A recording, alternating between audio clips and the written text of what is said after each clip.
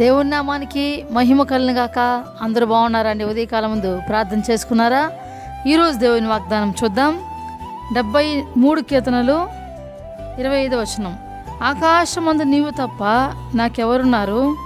నీవు నాకుండగా లోకములోనిది ఏదియూ నాకు అక్కరలేదు. ఆమేన్, హల్లెలూయా.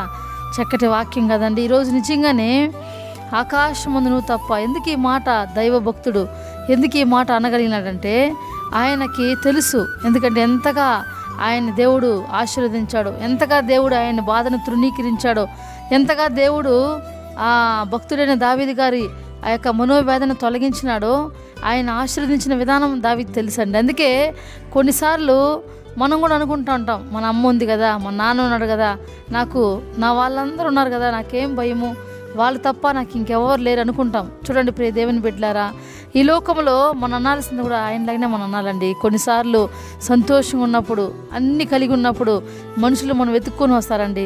కొన్నిసార్లు అనారోగ్యంతో ఉన్నప్పుడు లేదా హాస్పిటల్ పాలైనప్పుడు, మనం క్షీణించిపోతున్నప్పుడు మన నుంచి దూరంగా వెళ్ళిపోతారు. ఎందుకు తెలుసా?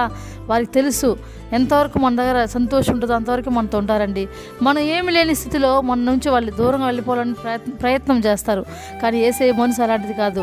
ఎప్పటికీ మనతో ఉండే దేవుడు. నువ్వు ఏడుస్తున్నప్పుడు ఓదార్చే దేవుడు, మీరు బాధలో ఉన్నప్పుడు బలపరిచే దేవుడు, వ్యాధులు ఉన్నప్పుడు స్వస్థపరిచే దేవుడు.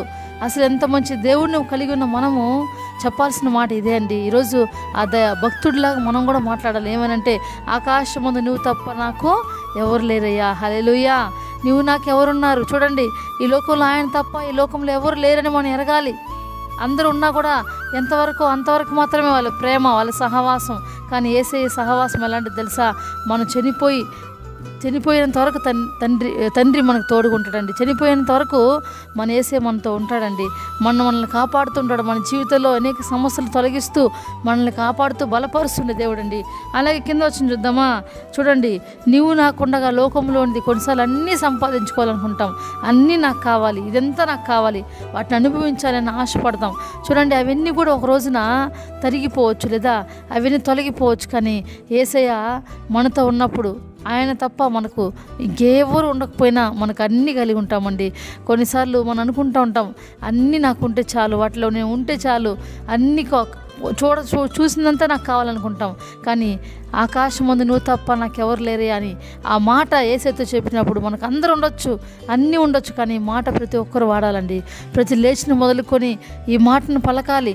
అలాగే నీవు నాకుండగా ఈ లోకంలోనిది ఏది నాకు అక్కరా లేదు. ఎంతవరకు ఇస్తాడో అంతవరకు మనకి ఇస్తాడు దేవుడు. కానీ వాటిని మీద మనం ఆలోచన చేసుకుంటూ, వాటిని మనం నమ్ముకుంటూ, వాటి మీద ఆశ పెట్టుకుంటుంటే అసలు మన యేసయ్యని ప్రేమించినట్టు కాదండి మనం.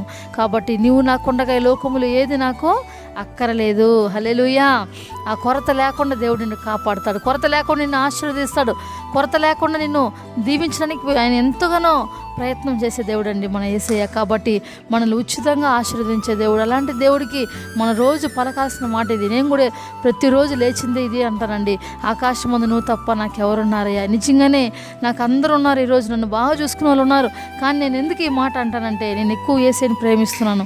అలాగే ప్రతి ఒక్క జీవితాల్లో కూడా యేసయ్యని ప్రేమించే అనుభవం కలిగి ఉండాలి. ప్రార్థన చేసుకుందాం. తండ్రి, నీకు వందనాలు ప్రభు. అవునయ్యా, ఎంతోమందినైనా తండ్రి ఉదయకాలం ముందు వాగ్దానం వింటున్నారు ప్రభు. వాళ్ళ జీవితాల్లో మేలు జరిగించే దేవుడు, లేచిన మొదలుకొని పడుకున్నంత వరకు నీ కృప, నీ కనికరం వాళ్ళు ఉంచుతున్నందుకు వందనాలైనా.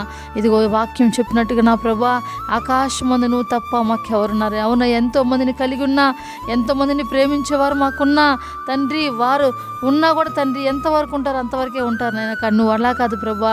అయ్యా, నువ్వు నాకుండగా ఏమి నాకు వద్దు నా ప్రభా. నువ్వు మాతో కూడా ఉండే దేవుడు అయ్యా, మమ్మల్ని బలపరిచే దేవుడు, మా కష్టాల్లో పాలు పంచుకునే దేవుడు, మా సంతోషంలో పాలు పంచుకునే దేవుడు. ఎవరైతే నేను అనారోగ్యంతో ఉన్నారో, ఎక్కడ బాలేదు అక్కడ చేతులు ఉంచుతున్నగా స్వస్థపరచండి, అప్పుల సమస్య నుంచి విడిపించండి. ఎవరైతే తండ్రి క్యాన్సర్, ఎయిడ్స్తో ఇంకా అనేకమైన వ్యాధులతో ఉన్నారో స్వస్థపరచండి యేసయ్యా. తండ్రి ఇదిగో వివాహం కాని బిడ్డలకు వివాహం జరిగించండి, గర్భఫలాన్ని దయచేయండి. ఎవరైతే హాస్పిటల్లో అనారోగ్య పరిస్థితులు ఉన్నారో, గర్భఫలంతో ఉన్నారో, సుఖమైన ప్రసవాన్ని ఇచ్చి స్వస్థత దయచేయండి ప్రభా. నేను అదిగో తండ్రి ఇంకానైనా అనేక కుటుంబాల్లో సమాధానం దయచేయండి. మా ఆంధ్రప్రదేశ్లో వర్షాల వల్ల ఎలాంటి నష్టాలు కలగకుండా సహాయం చేయమని, ఈరోజు బర్త్డే మ్యారేజ్ చేసుకున్న ప్రతి బిడ్డలను ఆశీర్వదించమని యేసు నామములో ప్రార్థన చేస్తున్నాం తండ్రి. ఆమేన్.